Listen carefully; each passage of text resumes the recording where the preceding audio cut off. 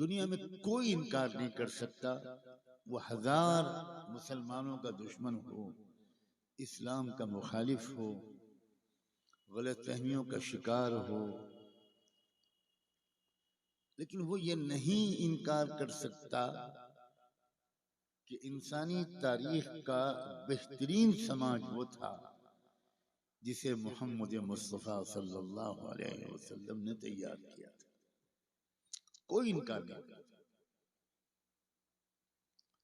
हमारे मुल्क में अंग्रेजों ही के दौर में पहला जनरल इलेक्शन 1936-1937 में हुआ था।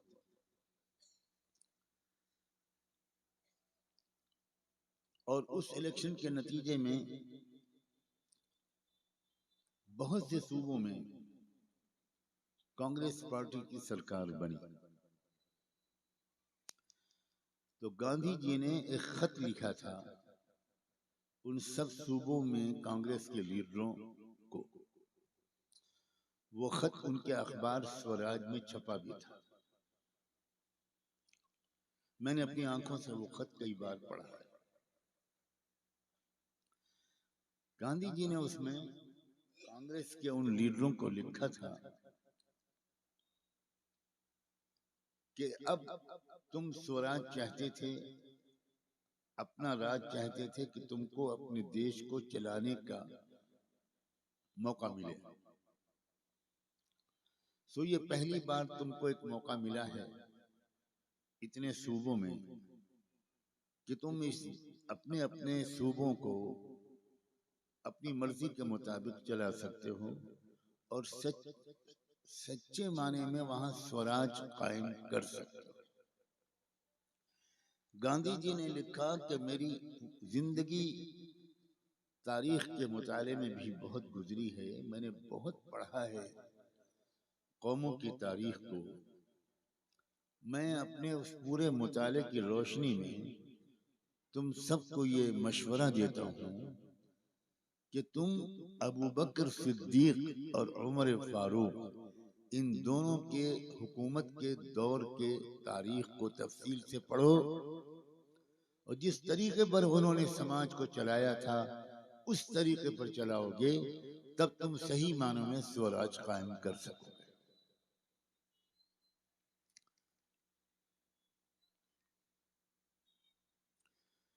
इस वक्त जो सबसे ज्यादा दुख की बात है, शर्म की बात है,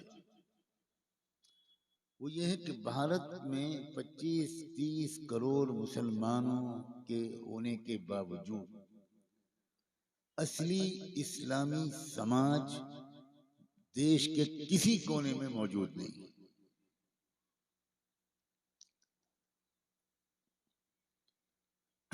मस्जिदें हैं, मदरसे हैं, रात रात भर के जलसे भी हैं, खूब नाते भी पढ़ी जा रही हैं, तिलावत भी की जा रही है, लेकिन देश का बुरा हाल होता ही चला जा रहा है। चोरी बढ़ रही है, डाके बढ़ रहे हैं, लड़कियों और महिलाओं की इज्जतें लूटी जा रही हैं। सड़क पर किसी शरीफ लड़की का चलना मुश्किल हो गया, किसी कॉलेज में पढ़ना मुश्किल होता जा रहा है, किसी ऑफिस में जाना या काम करना मुश्किल होता जा रहा है, गरीबों की जिंदगी अजीरन होती जा रही है। हम आसानी के साथ इसका इल्जाम मुख्तलिफ सरकारों को, मुख्तलिफ राजनीतिक पार्टियों को दे सकते हैं और देते हैं, लेकिन आज मैं कुछ और कहने या याद दिलाने या एहसास दिलाने के लिए आपकी खिदमत में हाजिर हुआ हूं और जो कहूंगा बहुत ही आपकी मोहब्बत के साथ कहूंगा, बहुत आपकी इज्जत और एहतराम के साथ कहूंगा। उलमा तो हैं ही हमारे सर के ताज। अगर इस मजमे में कोई ऐसा शख्स भी बैठा है जो 5 वक्त की नमाज अभी नहीं पढ़ता, या ऐसा शख्स बैठा है जो अभी तक इस्लाम को उसने नहीं पहचाना, उसके भी पूरे एहतराम के साथ, उसकी भी पूरी इज्जत और मोहब्बत के साथ एक बात कहना चाहता हूं। हो सकता है कि वो आप पहली बार आपके कानों में पड़े और थोड़ा सा उसको मानने में आपको कुछ हिचकिचाहट हो। मेरा मानना यह है कि इस देश की बर्बादी, इस देश के जराइम, इस देश की भुखमरी, इस देश की गुर्बत, इस देश की जहालत, इस देश में नाइंसाफी का फैलना, इस देश की लड़कियों की इज्जतों का लूटा जाना, इसकी सबसे बड़ी जिम्मेदारी हमारे और आपके ऊपर है, जो हम अपने आप को सैयदना मुहम्मदुर रसूलुल्लाह की उम्मत कहते हैं। हम जिम्मेदार। किसी कौम के जिम्मे ये काम नहीं किया गया कि वो दुनिया को सुधारे। ये मैं बहुत बड़ी बात कह रहा हूं। किसी कौम के जिम्मे ये काम नहीं किया गया। ये तो मोहम्मद रसूलुल्लाह की उम्मत के जिम्मे ये काम किया गया। कुंतुम खैरा उम्मतिन उखरिजत लिन्नास। अब तुमको मोहम्मद ने तैयार कर दिया है, तुम एक बेहतरीन कौम बन गए हो, बहुत अच्छी उम्मत बन गए हो। अब ये अच्छाई और नेकाई तुम तक सीमित नहीं रहनी चाहिए। लिन्नास, पूरे इंसानी समाज को एक नमूने का समाज बना दो, सच बोलने वाला बना दो, झूठ से नफरत करने वाला बना दो, मोहब्बत फैलाने वाला बना दो, नफरत से नफरत करने वाला बना दो, सच्ची गवाही देने वाला बना दो, इंसाफ करने वाला बना दो। तुम्हारे जीते जी एक भी दुनिया में अगर भूखा रहा तो तुम्हारी नमाजों के बावजूद और तुम्हारी दाढ़ी और कुर्ते और टोपी के बावजूद मैं कयामत के मैदान में उस गरीब की भूख के बारे में तुमसे जरूर पूछूं। क्या मुसलमानों को इस बात का एहसास है? क्या आम मुसलमान जानते हैं कि उनकी ये जिम्मेदारी है कि वो अपने मुल्कों के समाज को दुनिया का बेहतरीन समाज बनाएं?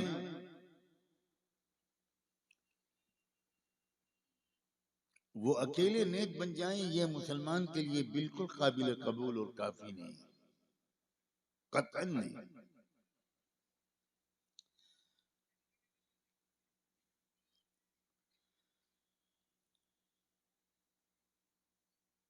काश के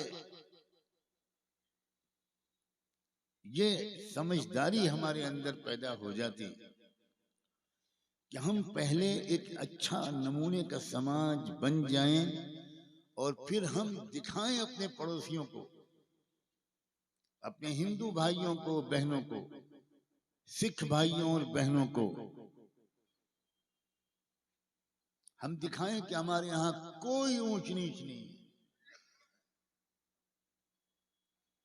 इन्ना खलकनाकुम मिन ज़करिन व उन्सा, सारे इंसान एक मर्द और एक औरत, एक माँ बाप से पैदा हुए हैं।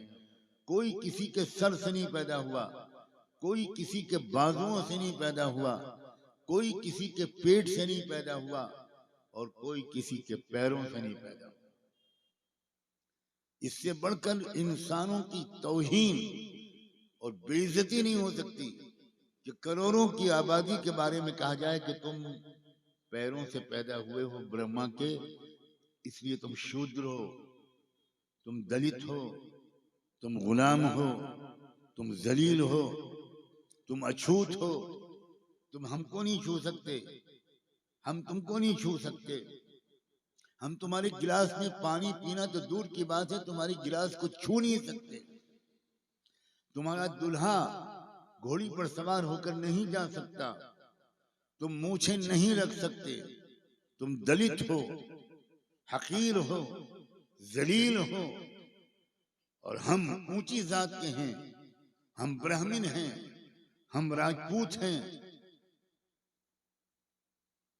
इससे बढ़कर झूठ, इससे बढ़कर इंसानों की तौहीन, इससे बढ़कर अहंकार का सबूत, गुरूर और घमंड का सबूत और क्या होगा कि हम अपनी तरह के एक इंसान को अपने से हकीर समझें।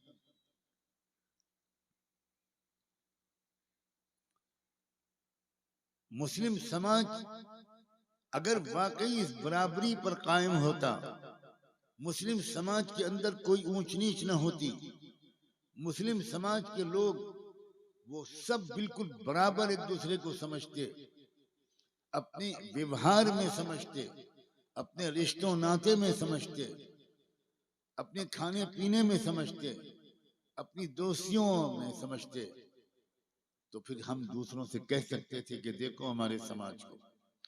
लेकिन भारत के मुस्लिम समाज ने भारत के दूसरे मजलूम, दबे कुचले और महरूम समाजों की सेवा करने के बजाय और उनकी इज्जत को बढ़ाने के बजाय खुद भारत के मुस्लिम समाज ने भारत के दूसरे समाज की खराबियों को अपना लिया।